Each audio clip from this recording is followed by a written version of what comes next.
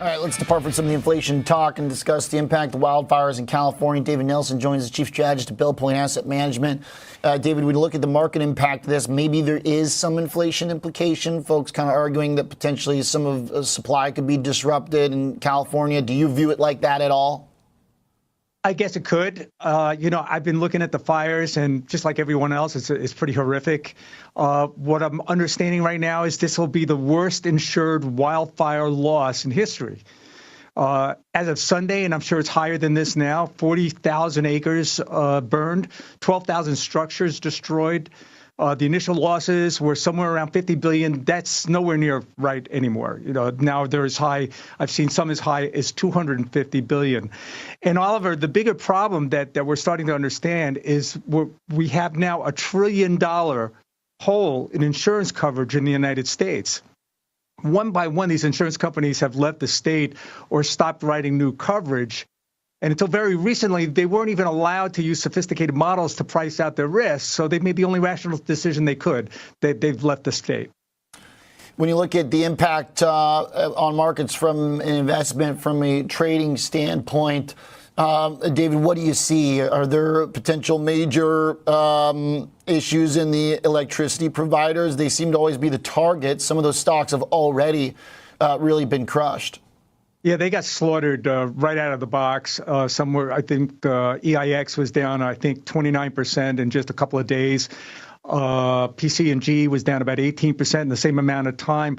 I've looked at the stocks, and you'd think you'd want to dive in there, but we don't know what we don't know. We don't know what the investigation is going to unfold. I think right now, some of the risk out there of how this started, it could be utility related. We just do not know. So you're kind of going in there blind. So I've chosen not to do that. Okay.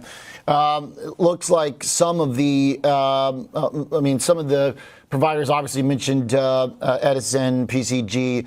These stocks have gotten really obliterated. We've also seen in the past for fires, some of these utilities basically flirt with like a technical bankruptcy as they calculate the costs. But ultimately, those have been, I think, buying opportunities in the long run. Is that fair? Yep. It worked out that way for PCG a while back. I was even in the name a couple of years ago off of that. I'm going to have to wait and see, and maybe there's an entry point in here when I have some more information, but I just can't do it in the dark, and I feel like I'm flying blind right now. Yeah, all right. Hey, in terms of providing rescue efforts and support, it seems like whenever there is like a major crisis at this point, somehow Elon's internet, Starlink gets involved, or they'll send Cybertrucks or something. I mean, I don't know. Is that like is there something in that? You can't have a discussion really almost anything without bringing up Elon. Yeah, he sent in the Cybertrucks. They were Starlink equipped. Works very well. I've seen it in action. It is very good. I think the bigger issue right now is they're going to have to decide how they're going to run the state. I think there's going to be a lot of political aftermath from this, and they're going to have to make up for a lot of bad decisions, but you can't keep subsidizing the risk. Let the free markets decide what the cost of insurance should be. Don't try to force it into something, because the only rational decision in that case is to leave.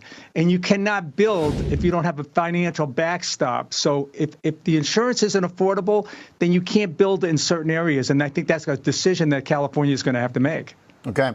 All right. I like those thoughts, David. Something that we'll put in our pocket and the back burner and see how this turns out. Tell me what you see in a market that's really firming up and enjoying this inflation print today. Is this possibly an entry point for new highs if we put to bed one of our biggest fears? I've seen some stocks today, they're hitting new highs. Look, the CPI was the smallest gain since July.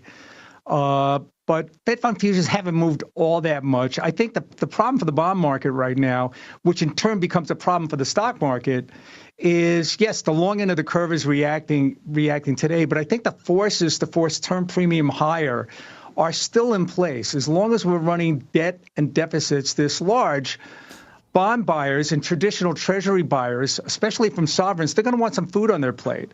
And we've seen just since the initial rate cut back in September, we've seen the entire yield curve, even as of today, is up at least 100 basis points. That's a fair amount of money lost. And I look at bonds, frankly, over the last decade in the ag, you made about 1.3% annualized for the last 10 years. It hasn't been a great place to be. Yeah.